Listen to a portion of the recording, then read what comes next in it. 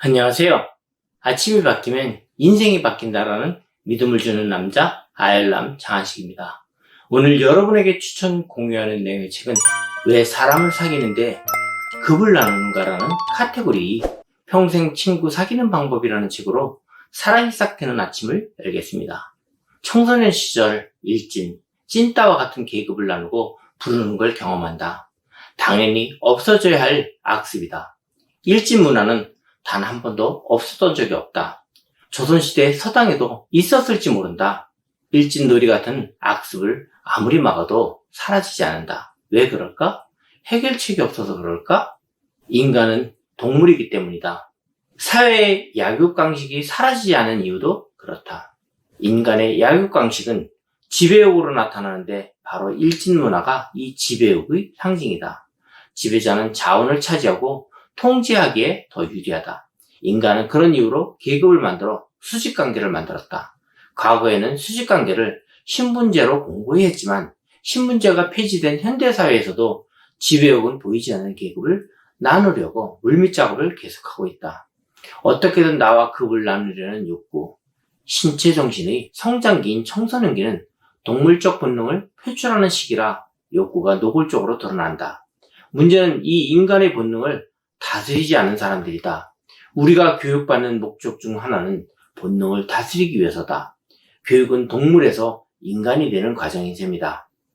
사회에서 인간답게 행동하기 위해 청소년기에 교육받는 것이다. 그런데 본능을 다스리려고 노력조차 하지 않는 이들은 성인이 되어서도 계속 본능대로 살아간다. 실제 사례로 동기보다 나이 많은 대학생 홍석은 나이를 빌미로 동기들을 깔보고 무시하며 폭력을 행사한 사건이 있었다. 홍석은 평상시 약점이나 비밀로 동기를 협박하는 게 취미였다. 선배한테는 싹싹하게 굴고 후배한테는 관대했던 그는 동기들만 보면 괴롭히지 못해 안달이었다. 홍석에겐 수평관계는 없고 오로지 수직관계만 존재했다. 그렇게 홍석은 과에서 못된 사람이 되었지만 본인만 모르는 상태로 군대에 갔다가 복학을 했다. 많은 이들이 군대에서 많이 맞았을 거다 예상했지만 요즘 군대는 폭력을 행사하지 않았다. 저녁밥만 실컷 먹고 전역한 홍석은 복학 초부터 3년 지난 옛날 이야기로 동기들을 괴롭혔다. 신고하기도 모호했기에 홍석이 취업하고 행복한 나라는 괴숙될 것 같았다. 하지만 봄날은 오래가지 못했다. 때는 학기 초 개강총회 회식. 차기 학생회장을 꿈꾸던 홍석은 본인의 존재감을 확실하게 드러냈다. 1차 예선에선 늘 그랬듯이 선후배에겐 싹싹하고 관대에게, 동기에겐 폭언과 협박을 선사해 주었다. 한두 번도 아니었기에 그냥 넘기고 2차로 왔다. 사건은 2차에서 터졌다. 술을 마시던 홍석은 한 학번 위지만 나이는 어린 선배 김지연이 옆에 앉은 본인을 아는 척하지 않은 것에 분개했다. 야, 니 왜 나한테 인사 안 하니? 홍석이 말했다. 누구세요? 지연은 처음 보는 사람이 말을 걸었기에 당황했다. 홍석이 언성을 높이며 말했다. 니 김지연이잖아. 너 번호 내 폰에 저장돼 있어. 진짜 몰라요.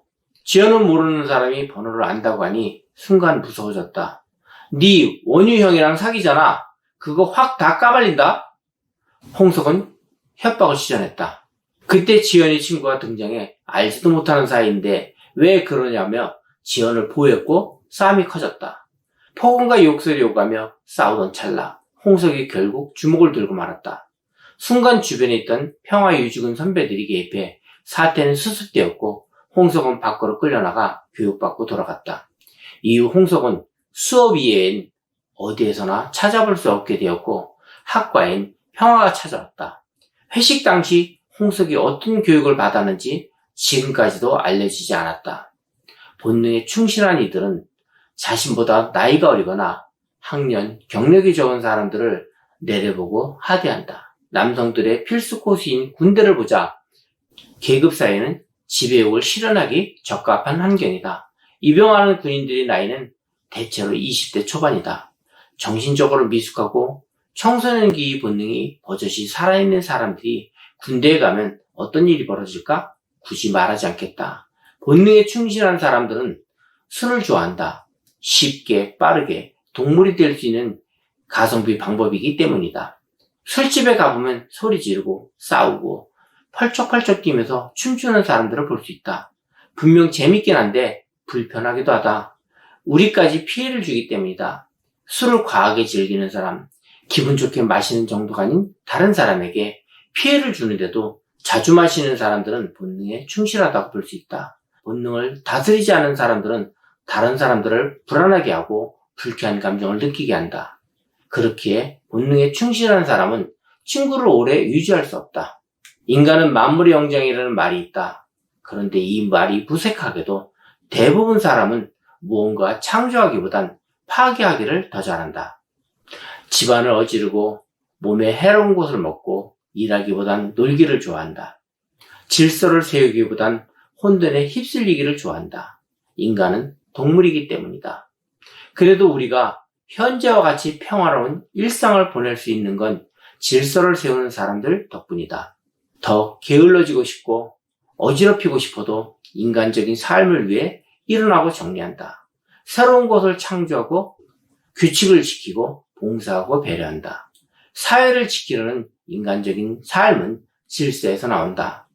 당신의 친구 관계도 그래야 한다.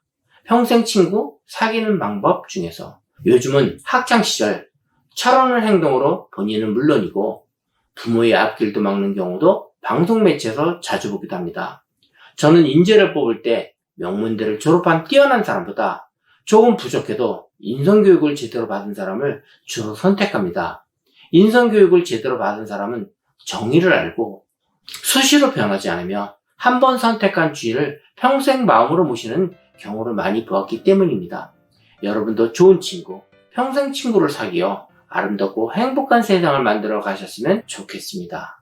감사합니다.